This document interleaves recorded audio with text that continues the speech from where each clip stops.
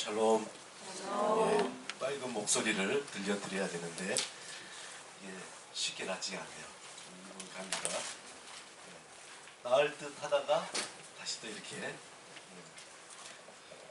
교만하여 찬바람을 쐈더니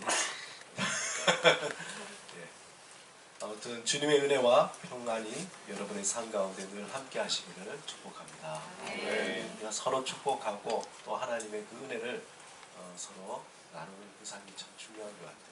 참 날씨가 춥지만 주님의 은혜, 따뜻한 은혜를 갈망하는 삶이 되길 바랍니다. 오늘은 요한복음 4번째 말씀 생명과 빛이라는 제목으로 말씀을 나누도록 하겠습니다. 이렇게 계속 말씀을 전하다 보니까 이런 생각이 들더라고요. 이게 자꾸 이렇게 하면 체할 것 같아서 복습이 좀 필요하겠다 이런 생각이 좀 든 거예요. 그래서 우리가 첫 번째, 두 번째, 세 번째 했던 그 말씀을 짧게 다시 한번 되새기면서 오늘 네 번째 말씀을 같이 나누도록 그렇게 하겠습니다. 우리가 첫 번째 주에는 태초에 말씀이 계시니라 라고 우리가 그 말씀을 함께 나눴는데, 중요한 것은 태초에 붙어 있었던 그 천지를 창조했던 그 말씀이 그때만 있는 것이 아니라 지금도 있다는 거예요. 여러분, 낮에 햇볕을 바라보면서 그 해가 언제부터 있었습니까? 참 오래전부터 있었겠죠. 우리가 알 수 없는 그때부터. 오히려 태초에 그 해가 있었을지도 모르죠. 근데 그 해가 지금도 있고 계속 있을 거잖아요. 우리의 태초에 그 말씀이 영원전부터 있었던 말씀은 지금도 그리고 영원히 계시다는 말씀입니다. 그 말씀이 우리에게는 참 신비로운 거예요. 신비로운 거예요. 우리가 다 알 수 없는 신비라는 거죠. 언제부터 시작했는지, 또 그게 어디까지였는지 우리가 다 알 수 없는 그 신비. 그 말씀이 곧 하나님이시라는 거예요. 그리고 이 땅에 오셨다가 죽으시고 부활하신 예수님이라는 거예요. 이걸 우리가 어떻게 설명하겠냐는 거죠. 그래서 우리는 그것을 신비라고 얘기합니다. 그런데 그 신비를 아는 자에게 놀랍게 하나님께서 생명이라는 걸 주시고, 또한 그 신비를 알 때 우리의 인생의 의문이죠. 내가 누군지, 내가 어디서 와서 어디로 가는지, 또 내가 어떻게 살아야 하는지에 대해서 알려주시는 거예요. 그 신비 속에 거하는 자는 지금 내가 살고 있는 삶의 자리에서 내가 살아있구나 라는 것을 알아차리게 되는 거예요. 우리가 두 번째 함께 나눴던 것은 생명을 얻는 복음에 대해서 나눴습니다. 우리가 하나님의 신비를 담는 그 신비가 내가 원해서 나에게 온 것도 아니고, 내가 또 알려고 애를 써서 알아지는 게 아니라 어느 날 그 신비가 나에게 찾아온 거예요. 그리고 나는 그 신비를 담는 성전이 된 거죠. 왜냐하면 그 신비는 우리가 애를 써서 노력해서 얻어진 것이 아니라 하나님께서 선택해서, 우리가 잘나고 똑똑해서 또 우리가 어떤 것을 노력해서 얻어진 것이 아니라 하나님이 선택해서 우리 안으로 들어오신 거예요. 그래서 그 신비를 담는 그 사람은 하나님의 거룩한 장소 성전이 된 거죠. 하나님은 우리에게 예수가 그리스도이심을, 다시 말해서 예수님이 메시아이고 예수님이 구원자이심을 믿게 하려고 우리 인생 속에서 참 크고 많은 표적들을 보여주시고, 또한 우리에게 찾아오셔서 우리로 하여금 그 신비를 알게 하신 거예요. 우리는 하나님이 보여주신 신비, 말씀, 로고스가 되시는 예수 그리스도로 말미암아서 하나님의 이제 생명을 얻게 된 거예요. 이제 하나님의 영이 우리 안에 거하게 되었다라는 거예요. 다시 말해서 우리가 하나님의 거룩한 장소, 성전이 되었다라는 거예요. 하나님의 신비가 있는 곳, 다시 말해서 우리 안에 신비가 담겨져 있기 때문에 하나님의 그 신비가 우리를 통해서 흘러나가게 되어 있다는 거예요. 여러분이 원든 원치 않든 그게 막 이제 역동적으로 일어나게 됩니다. 다시 말해서 하나님의 능력이 나타나는 곳 성전이 되었다라는 말씀입니다. 우리가 하나님의 신비를 담는 성전이 되었다는 그 말은 어떤 의미냐면은 이 세상이 주는 포장된 신비들, 우리는 어떤 것들을 막 포장해서 나를 가꾸려고 하잖아요. 그게 아니라 세상에 화려하고 보함직하고 먹음직한 신기루를 따라가지 않고 하나님의 신비 안에 있는 생명, 영원한 생명을 이제 따라가면서 살아가는 그러한 삶이 되었다는 거예요. 왠지 세상을 따라 살아가면 불편해요. 그러나 하나님을 따라서 그 생명을 따라서 살아가는 그 삶이 나에게는 편한 삶이 됩니다.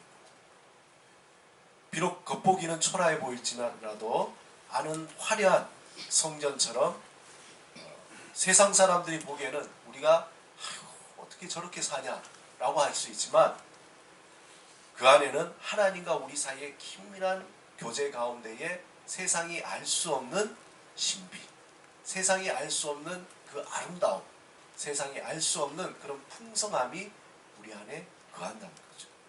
그래서 그 신비를 따라서 사는 사람들의 삶을 그 안을 들여다보면은 또 만나다 보면은 그 모든 사람에게 하나님의 그 풍성함과 생명을 흘려보내게 된다는 것입니다. 지난주에는 로고스에 대해서 이렇게 나눴는데 말씀, 즉 로고스는 하나님의 창조의 사역에도 시작했지만 함께했지만 그 전부터 계셨다는 그러한 표현입니다. 로고스라는 이 말, 로고스가 예수님이시며 어떤 것보다 우월하시고 그리고 신적인 계시의 근원이다. 어렵게 설명했죠. 그 로고스는 세상을 창조하는 능력이고 지금도 이 세상을 다스리시는 하나님의 능력이다.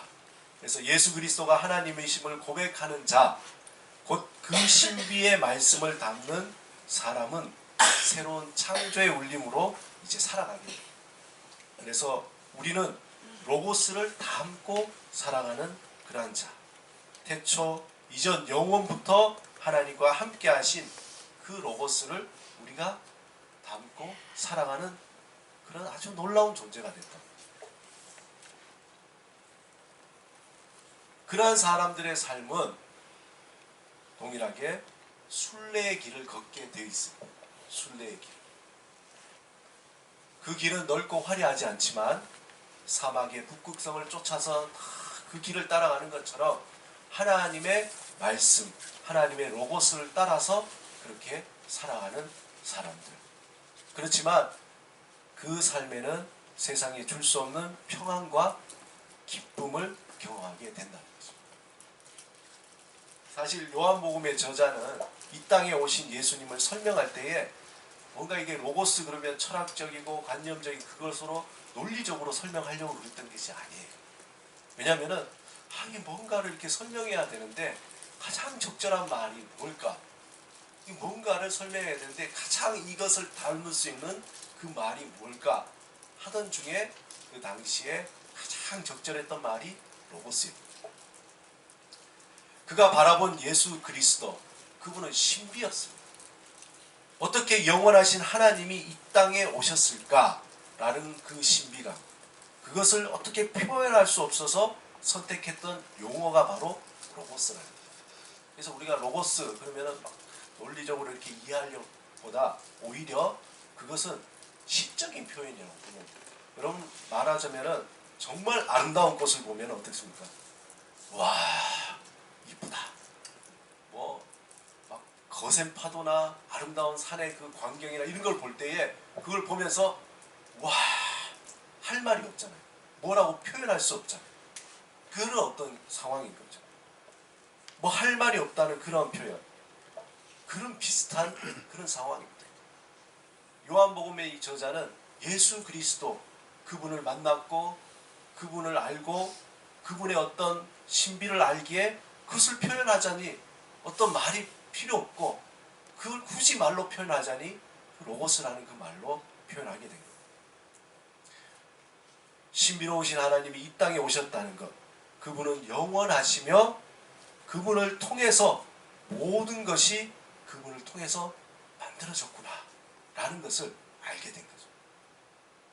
모든 것이 그분을 통해 생명을 얻었구나. 그 사실이 너무나 놀라워서 오늘 본문에 그렇게 표현합니다. 그래서 본문 1절에서 5절은 어떻게 보면은 시편에 있는 것처럼 어떤 시적인 표현이라고 그렇게 볼 수 있습니다. 그래서 우리가 보기에는 아리송하고 우리가 보기에는 뭔가 이게 논리적이지 않는 것 같은데, 그러나 그 안에 그런 감탄사가 수없이 포함되어 있다는 것입니다. 자, 그러면은 그러한 믿음의 눈으로 본문 1절에서 5절을 우리 다시 한번 같이 읽어보겠습니다. 시작. 태초에 말씀이 계시니라. 이 말씀이 하나님과 함께 계셨으니 이 말씀은 곧 하나님이시라. 그가 태초에 하나님과 함께 계셨고 만물이 그로 말미암아 지은 바 되었으니 지은 것이 하나도 그가 없이는 된 것이 없느니라. 그 안에 생명이 있었으니 이 생명은 사람들의 빛이라. 빛이 어둠에 비치되 어둠이 깨닫지 못하더라. 태초에 신비의 말씀을 통해서 온 만물이 다 만들어졌다. 또한 그 말씀을 통해서 이제 생명이 베풀어진다는 것. 그래서 요한복음의 가장 핵심적인 말을 여기서 또 얘기하고 있습니다. 뭐냐면은 그 용어는 생명이라는 생명. 오늘은 특별히 이 생명에 대해서 같이 한번 나누려고 합니다. 우리가 이 요한복음에 나오는 이 생명에 대해서 잘 이해할 필요가 있는데, 그래서 이번 주 그 일상묵상에도 그 생명이라는 조회라는 그 말을 넣어두었습니다. 아마 나중에 또 읽으시면은 반복 학습으로 또 이해하기 쉬울 거예요. 성경에는 이 생명이라는 말이 여러 개 나오는데, 그 단어에서 구약에는 히브리어로 하임 네페시라는 말이에요. 하임 네페시. 이 하임이라는 말은 죽은 상태. 그러니까 하임이라는 말은 죽은 상태의 반대의 말이죠. 죽은 상태의 반대. 살았다. 이 상태를 의미하는 거예요. 하임. 근데 네페시라는 말은 생명의 중심인 어떤 피와 관계된 그러한 영혼의 그러한 의미도 있지만, 그것보다는 어떤 여러분 개별의 어떤 생명의 의미를 가질 때 네페시라고 얘기합니다. 그러니까 하임이라 그러면 살았구나, 살아있는 존재, 그런 걸 얘기하고, 네페시 그러면은 여러분 한 생명 이렇게 이야기하는 겁니다. 신약에 사용된 생명은 세 가지가 있어요. 첫 번째 뭐냐면은 조에, 두 번째 비오스, 세 번째 부시케, 이렇게 되어 있습니다. 비오스라는 말은 우리의 현재 어떤 지상에서의 어떤 그런 삶, 이런 생활, 이것을 비오스라고 합니다. 그러니까 우리가 현재 살아가는 그러한 삶을 이야기할 때에 신약에서는 그냥 비오스라고 얘기해요. 그리고 또 하나 부시케는 아까 네페시처럼 우리가 한 생명 이렇게 생명에 대한 설명을 할 때에 그때 부시케라고 합니다. 이거와 다르게 조회라는 말이 있는데, 이 조회라는 말은 신약 성경의 육신의 생명 그런 의미로 거의 사용되지 않았습니다. 조회. 한번 따라합시다. 조회. 조회. 대부분 조회는 하나님께로 비롯된 생명이나 예수 그리스도의 인격이 계시된 그의 생명, 또 예수 그리스도를 통해서 나온 자들의 생명, 다시 말해서 거듭난 사람들의 삶, 그 생명을 이야기할 때 조회라고 합니다. 이 조회는 하나님의 축복을 드러내는 피조물인 인간이 하나님과 교제함으로써 누리는 그러한 삶을 조회라고. 다시 말해서 거듭난 삶, 우리가 영생, 또 다시 태어난 그러한 삶을 조회라고 하는 거예요. 그렇기 때문에 이 생명은 그냥 우리가 태어난 생물학적인 생명이 아니라 그리스도로 통해서 얻어지는 생명이라. 또 믿음으로써 그리스도와 연합된 자에게 만들어지는 생명이라. 또 육신을 넘어서 영원, 우리가 얘기하는 어떤 영원한 삶이라고 얘기할 때 그때 앞에 영원한 생명, 영생할 때에 그때의 조회라고 합니다. 조회.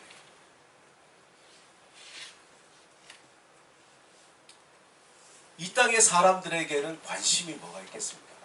조회일까요? 아니면 푸시케일까요? 비오스일까요?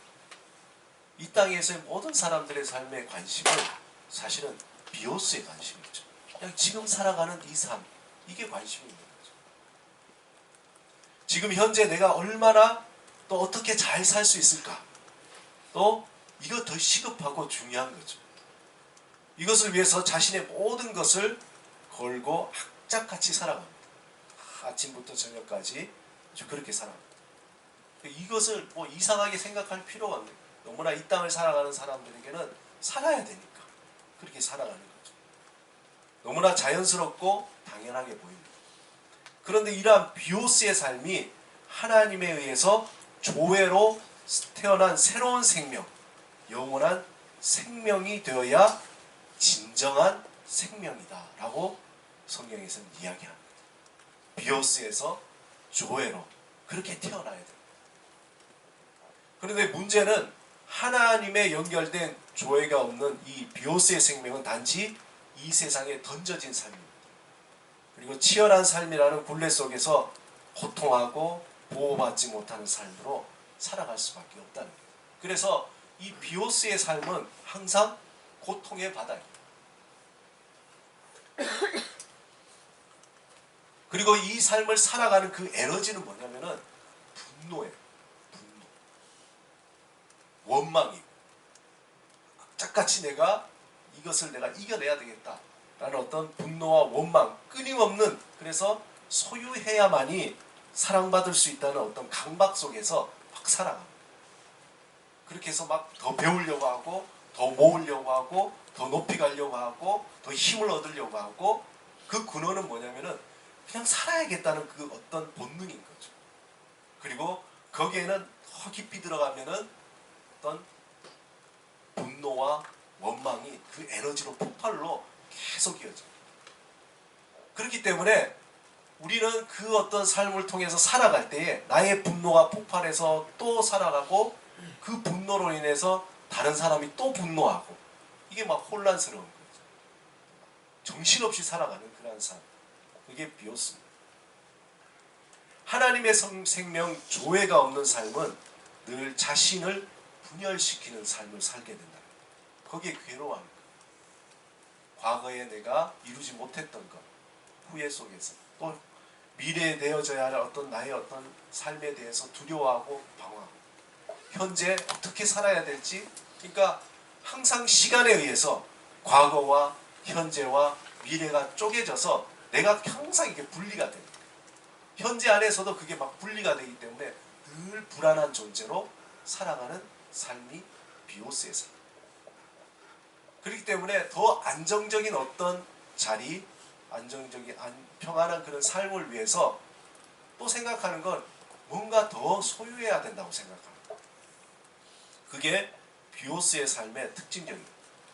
그래서 현재 그 시간 속에서 방황하는 현재의 나로 분리해서 불안 속에서 자신을 나는 사랑받지 못한 존재다.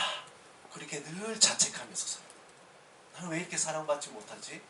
나는 왜 이렇게 살아가야 되지? 나는 왜 이 모양이지? 늘 그렇게 살아가면서 자책하면서 살아갑니다.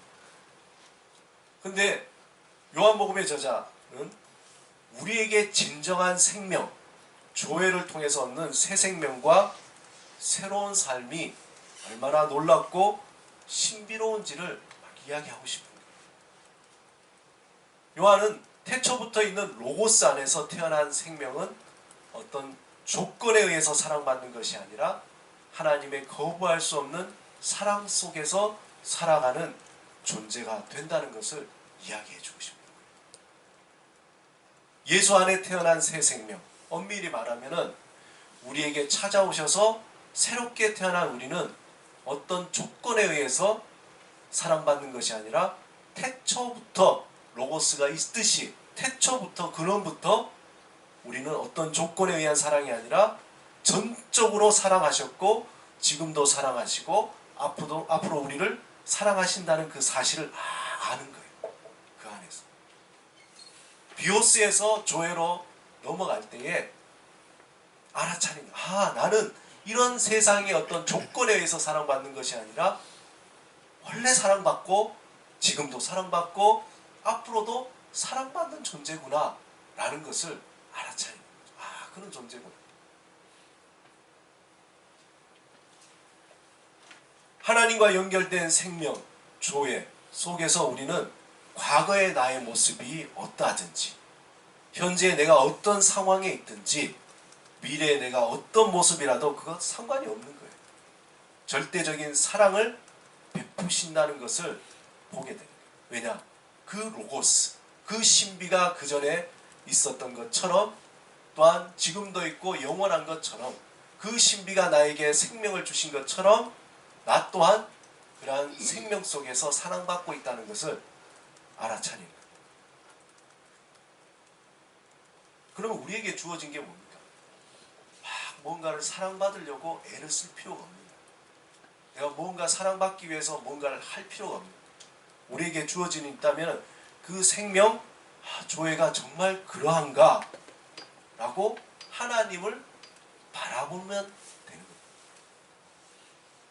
하나님 정말 나를 사랑하시는 거죠. 그리고 그분을 주목하는 거죠.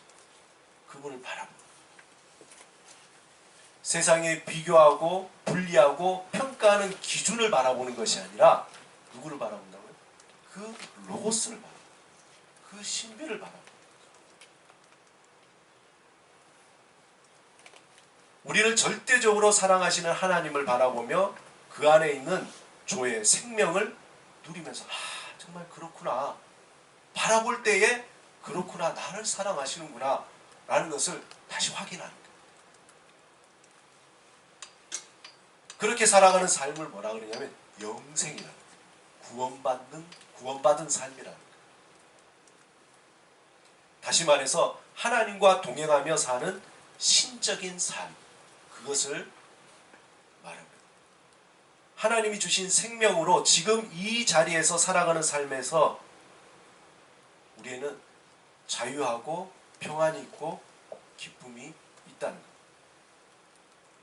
하나님이 주시는 생명, 조회를 가지고 살아가는 사람들은 과거에 얽매이지 않고 또한 미래에 두려워하지 않고 지금 여기 현재를 몰입하면서 살아갈 수 있는 사람들이에요.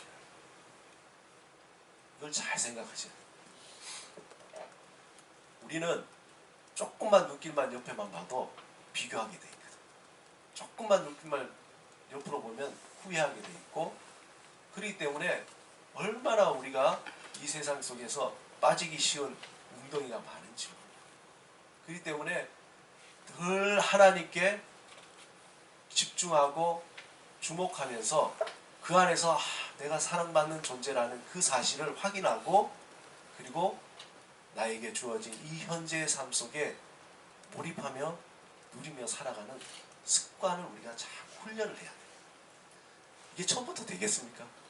알긴 알았는데, 그러나 우리는 또 이 세상 속에 살기 때문에 나를 흔들고 나를 넘어뜨리고 착각하게 하고 하는 그런 사실이 아닌 것을 사실로 우리에게 자꾸 주입하는 이 세상 속에서 사실을 바라봐야 되는 거죠. 진실을 바라봐야 돼요.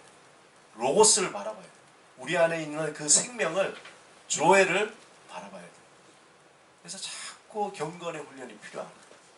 자꾸 바라보는 연습을 습관으로 하다 보면은 조금씩 지금 이 현재를 누릴 수 있는, 이 현재에 몰입할 수 있는 삶으로 점점 다가가는 거예요.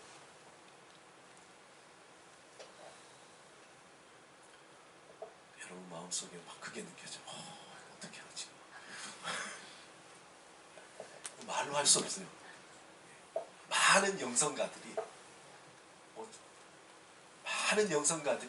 말로 설명할 수 없다는 것이 정직한 거예요. 그것은 바라보며 침묵하고 바라보고 침묵하고 살아갈 때 이런 거구나 라고 아는 거죠. 이게 뭐 어떤 단계가 있고 뭐 설명하고 이렇게 할 수가 없다는 거예요. 지극히 개인적인 거기 때문에. 하나님과 자신과의 지극히 개인적인 거기 때문에 그걸 어떤 뭐 1개월 훈련하면은 이 정도 당신은 현재 몰입할 수 있습니다. 2단계 얼마. 이러면 얼마나 좋아요. 그러면 그거 하면 될 건데 개인에 따라 다르고 모든 사람에 따라 다른. 그러나 그게 진실이 힘든 거예요. 그래서 설명하기가 어려워. 하나님이 주시는 생명, 조회를 가지고 살아가는 사람들은 그렇게 살아가는 거예요. 현재에 몰입하면서 살아가는 거예요. 그게 이제 가장 우리가 나를 바라볼 수 있는 내가 하나님을 바라보고 살아가는가 아닌가를 잘 그래도 뭔가 이렇게 분별할 수 있는 그런 척도가 내가 현재에 지금 잘 몰입하면서 살아가고 있는가 아닌가를 그게 이제 어느 정도 볼 수 있는 거죠. 그게 고통의 자리일지라도 그게 기쁨의 자리일지라도 이것을 내가 받아들이고 살아가는 그 삶. 하나님이 주시는 생명, 조회를 가지고 살아가는 사람들은 지금 여기에 이 자리가 삶의 모든 것임을 아는 지혜를 가지고 있습니다. 과거와 현재와 미래가 분리가 되지 않아요. 다 통합이 돼요. 요즘에 여러분 그거 보면서 제가 이런 생각도 해보는데 그 시그널이라는 그 케이블 TV에 나온 드라마가 있는데 거기 보면은 과거의 수사관하고 현재 수사관이 막 이렇게 서로 시그널을 주면서 막 과거의 사건이 현재에 영향을 주고 막 그래서 과거와 현재가 완전히 뭉쳐가지고 막 그렇게 되는 스토리인데 우리 그리스도인이 된다는 사실은 항상 그 시간 속에서 나를 분리시키지 않고 하나가 되는 거예요. 그리고 그 안에서 현재 지금의 이 자리 이것이 영원이고 이것이 모든 것이라는 것을 알고 거기에 모든 것을 몰입하며 누리며 살아가는 그러한 사람들이에요. 제가 지난번에도 한번 설명했지만 굳이 이것을 예로 든다면은 어린아이의 예를 들 수 있는 거죠. 예수님이 어린아이와 같이 되지 않으면 천국에 들어갈 수 없다. 그런 얘기 하잖아요. 어린아이를 설명할 때 그래도 예수님이 왜 그 예화를 들었을까? 묵상해 보면 이해가 돼요. 어린아이는 막 이렇게 놀 때 시간이 없잖아요. 시간을 생각하면서 노나요? 근데 그 놀 때 얼마나 천진난만하게 세상의 모든 것을 가진 것처럼 그렇게 놀아요. 막 이렇게 놀잖아요. 아마 그 아이에게는 예수님이 표현할 때 이게 천국의 삶이라는 거예요. 하나님의 다스리는 어떤 그 삶. 하나님 속에 있는 삶이 이런 시간을 잊어버리고 지금 있는 이 순간이 가장 소중하고 귀한 것으로 알고 마음껏 이 순간을 누리면서 살아가는 그러한 삶. 그게 조회를 가진 삶. 우리는 어떻습니까? 늘 시간을 생각하잖아요. 그러니까 이게 뭔가 몰입이 안 돼. 순간적으로 우리가 시간을 잊어버리게 되죠. 남녀가 데이트할 때 그때 시간을 잊어버려. 이게 막 영원한 것 같잖아요.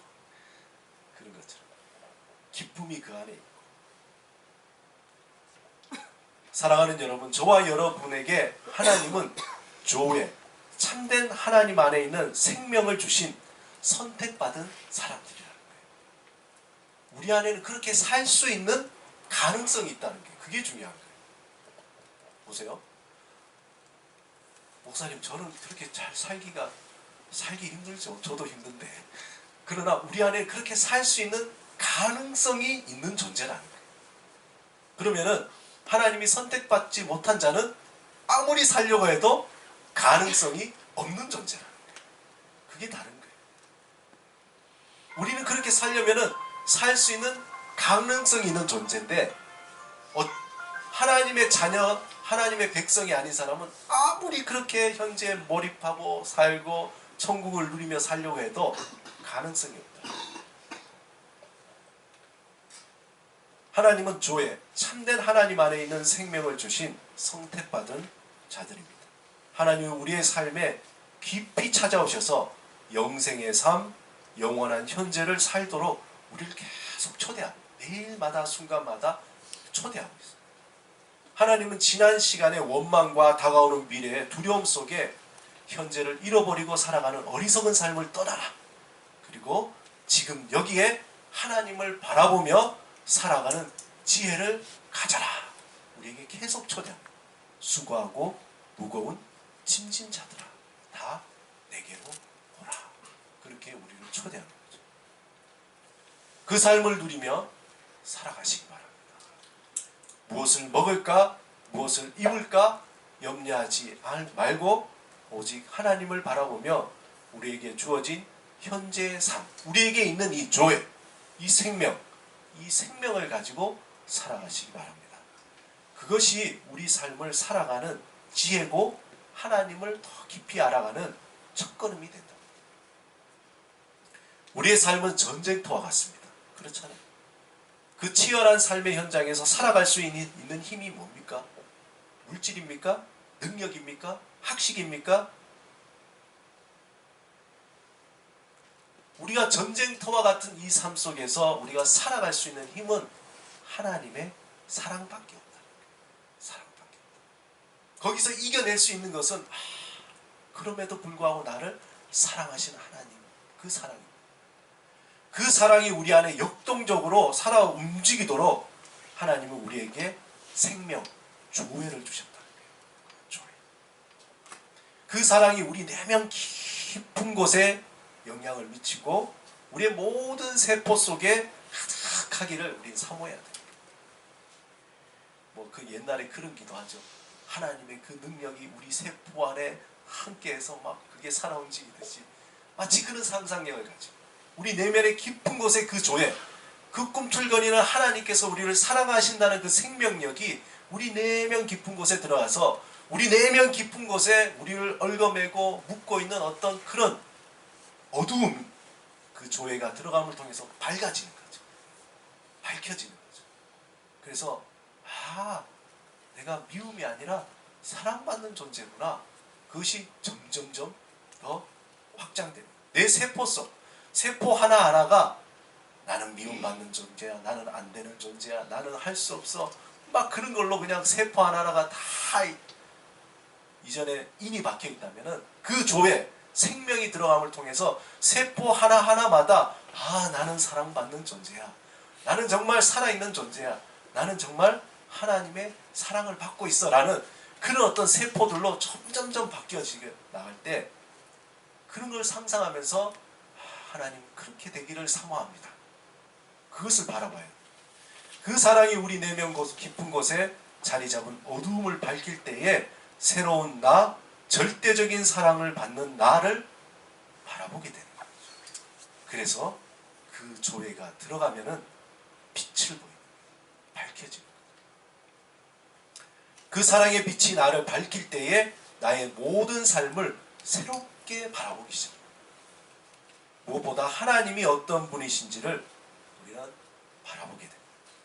그 사랑의 빛이 나를 밝히도록 우리는 그래서 날마다 하나님 앞에 나를 드러내고 그리고 하나님과 교제하는 그 시간을 가져야 됩니다.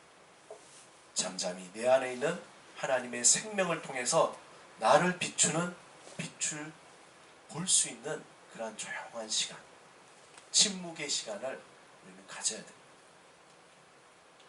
그 시간을 통해서 하나님은 우리의 모든 삶을 새롭게 밝혀주시고 그 밝혀질 때마다 우리 더 확신을 가지게 됩니다. 내가 사랑받는 존재구나. 그리고 그 사랑받는 존재라는 그 확신을 가지고 이 전쟁터와 같은 이 세상 속에서 살아갈 수 있겠다. 나는 살아갈 수 있겠다. 그러한 용기와 담대함을 가지게 되는 것입니다.